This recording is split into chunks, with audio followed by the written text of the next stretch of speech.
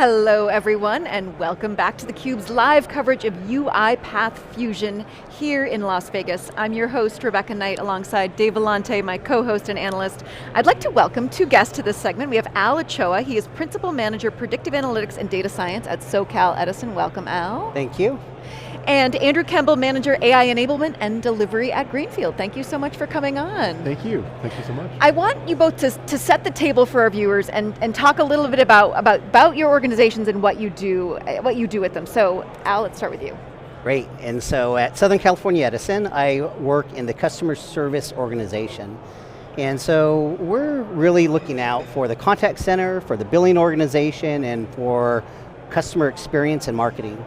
We do automation such as predictive models, proactive communications, artificial intelligence, large language models, robotics process automation, and desktop automation. Okay. So we're going to get enough power to power AI, yes or no?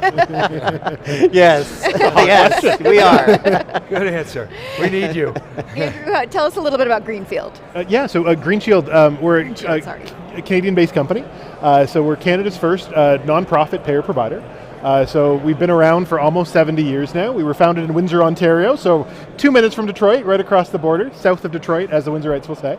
And it's, really for us, it's about how can we drive efficiencies to help Canadians' lives? How do we help, provide better health for all, better health for Canadians?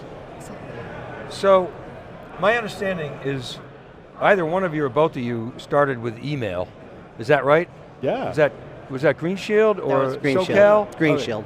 Yeah, so within GreenShield, I think we were the first team in North America to go live to production with communication mining.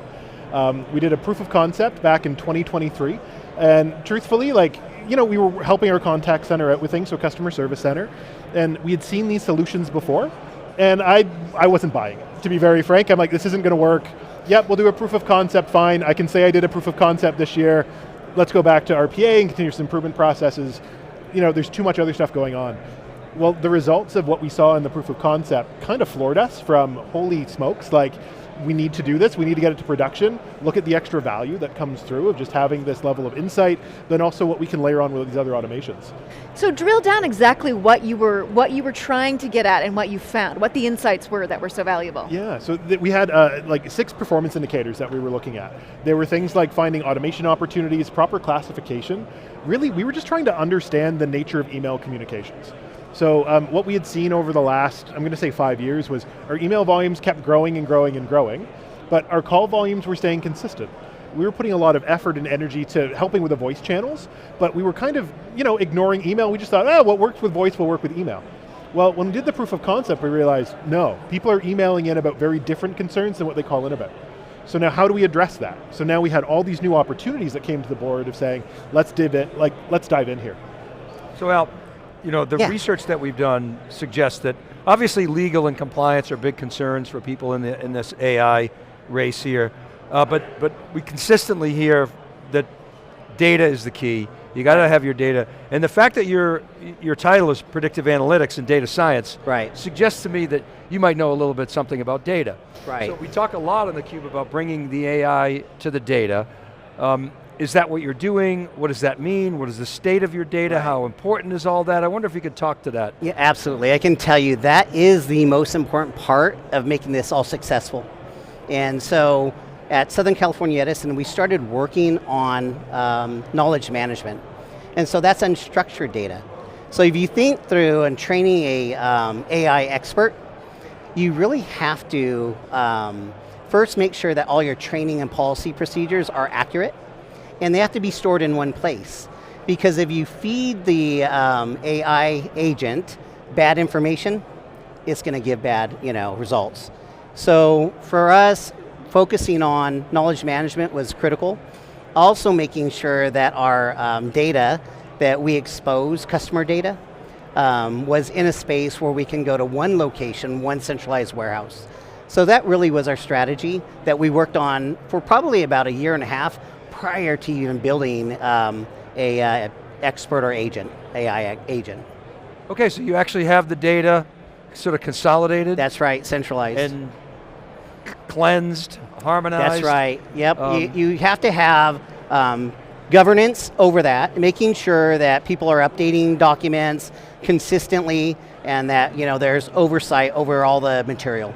And then how do you handle access control? Yeah, and so each organization has experts within those organizations that have the ability to update their policies and procedures, but we still have one centralized area that governs to make sure that only certain people have access. Interesting. So Andrew, you talked a little bit about the experience of deploying UiPath communications mining support on your customer support inbox, but I want to go back to the humans, actually, who are part of this too. What impact has it had on team members, and how has it shifted their tasks and roles, as well as how they do their jobs? Well, I think the very first thing that we looked at was when we saw the nature of communication that were coming through, we realized how much time is being spent just responding back to our plan members and our patients saying, can you verify who you are, please?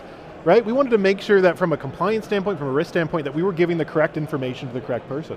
So right away, all of the emails that come through saying, hey, I'm Andrew, can you help me with this?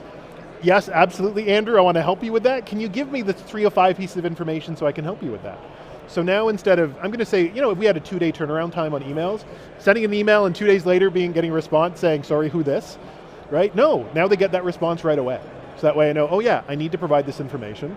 And even from like an agent compliance perspective, we have a step 1.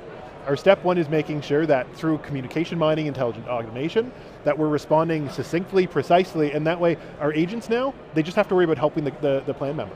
They don't have to worry about verifying and am I giving the correct information. And that's the boring stuff that's not that interesting. So that's helped them do their jobs and find more meaning and interest in their jobs. But what about from the business perspective? Well, from the business perspective, I'm going to say the first set of use cases that we wanted to put in was we saw just how many people are struggling to get into their accounts and registration. How often it's, hey, I forgot my password, hey, I forgot how to register. Well, we're a Monday to Friday is our hours of operations, right? We're 8 a.m. to 8 a.m. to 8 p.m. essentially. But if you're a single parent that's coming through, you're not thinking of submitting your claim at 4 o'clock in the afternoon. You're bringing your kids to soccer practice. You're coming home. It might now be midnight. You wake up and you think, I got to submit my claim for it. So you go to the app, you try to log in, and you go, what's my password, what's my account information, how do I do this? Well now, you can send us an email. Essentially, we've got 24/7 support hours because we can answer those emails right away. So that way you can submit your claim when you need to submit your claim.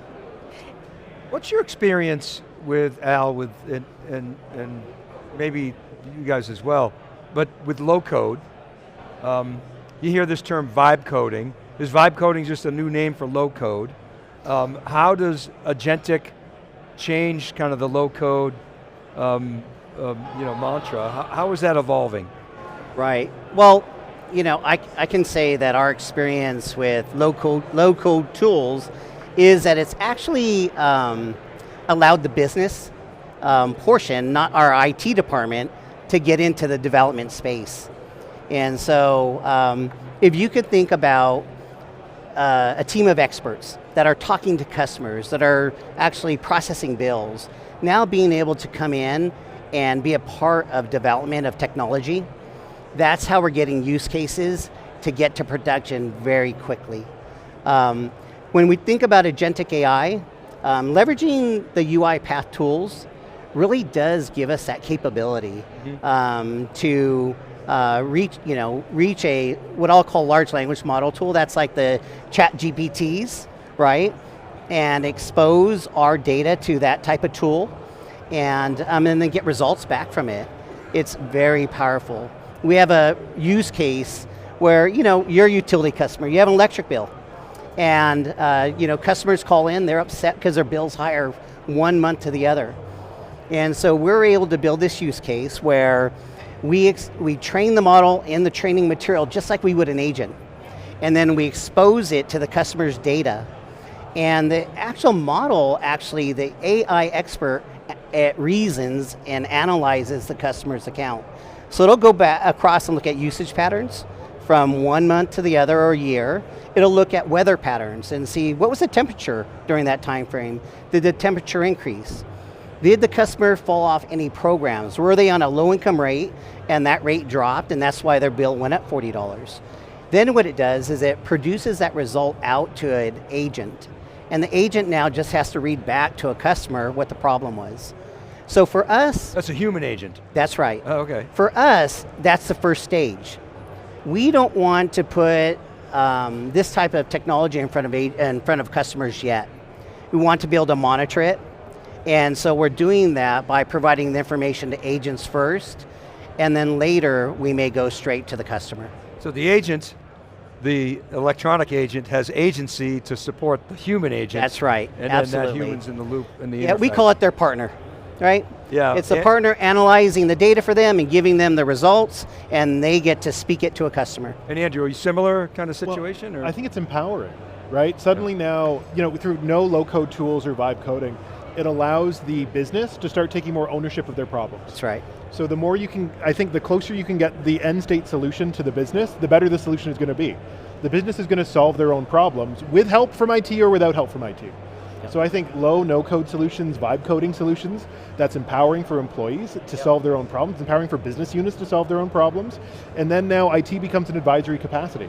How do we support you in this? How do we maybe level up what it is that you've put in, the automation you put in place, the AI agent that you've built for yourself? How do we make sure that it's not a single point of failure? Like all things that on the IT side we're going to be thinking about and concerned with, but we want to make sure that the business can run the way the business wants to run. Were you both RPA customers? Yes. Okay. Yeah. So how relevant, important is having that RPA foundation, and how does it complement what you're doing in agentic? So if you think about agentic, agentic it also needs orchestration to get the work done. Mm-hmm. And so we can get that work done through RPA. So you have a expert going and analyzing data. Now, knowing that it needs to take that result and do something with it, we pass it to an RPA bot, and that RPA executes on it. And so, let's say that you need an order completed. The RPA will complete the order for you. So it's this orchestration of having all of these tools work together. You trust the bot more than you trust the agent?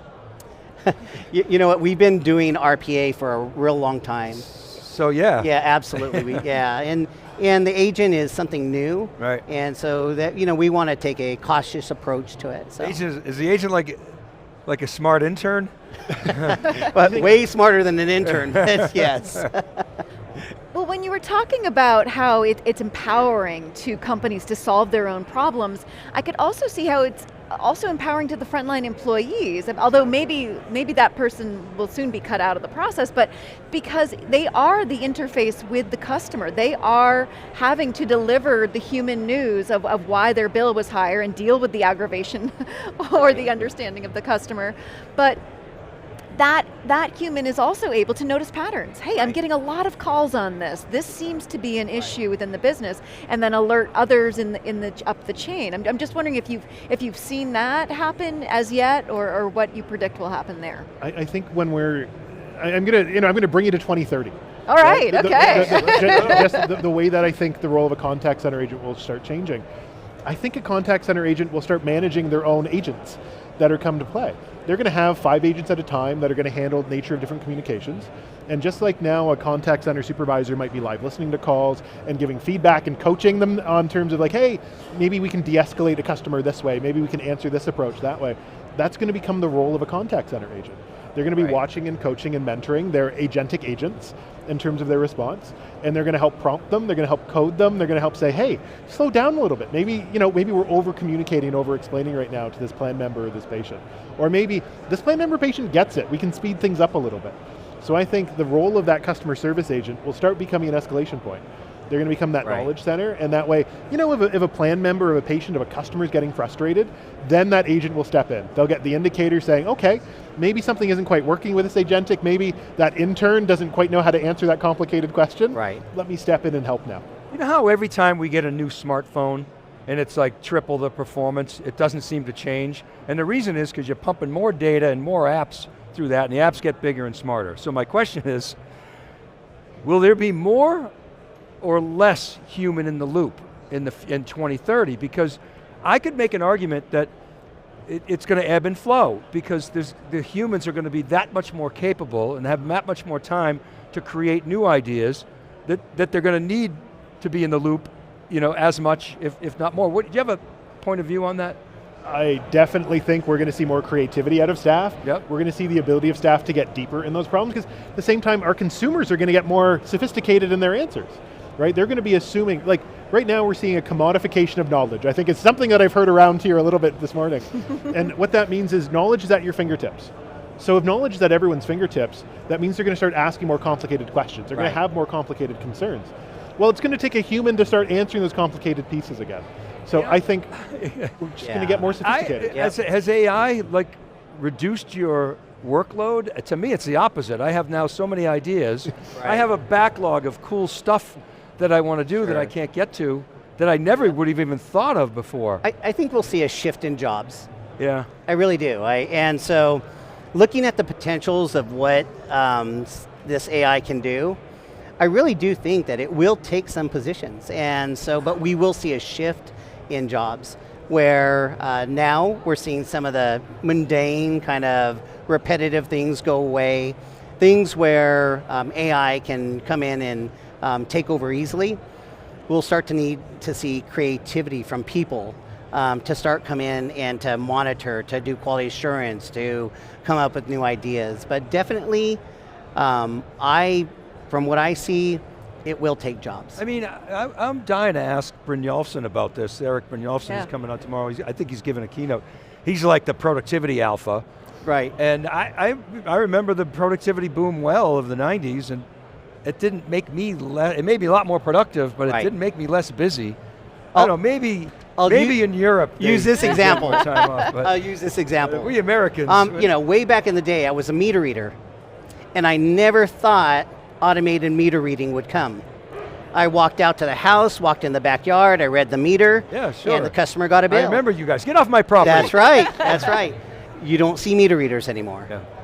They're gone, automation came in and it took over, but there's other jobs that now there's so much data, of meter data, that there's other positions that is created, right? And so that's when I say that I think that there'll be a shift in jobs. It might not be the frontline job anymore, but it'll be in other spaces. Is there a cultural difference in Canada? Because like US is in an arms race, AI arms race with China. Who can work harder, who can work faster? Is it different in Canada, or is it sort of very similar? I think it's very similar that comes through, right? Like we're so close as neighbors, a lot of it, there's some interchange of culture that it takes place. Sure. But I definitely think that there's a competition right now of how can we make use of this? What can we do?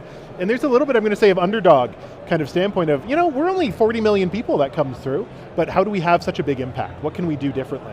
So there's a real mindset right now of embracing AI. We understand that there'll be change. We understand that the nature of roles and organizations are going to start changing and shifting, but we're excited by that. Well, what's your bottom line on UiPath? I mean, obviously you've been there for a long time with the company. They've gone through a number of changes. You've stuck with them. Why?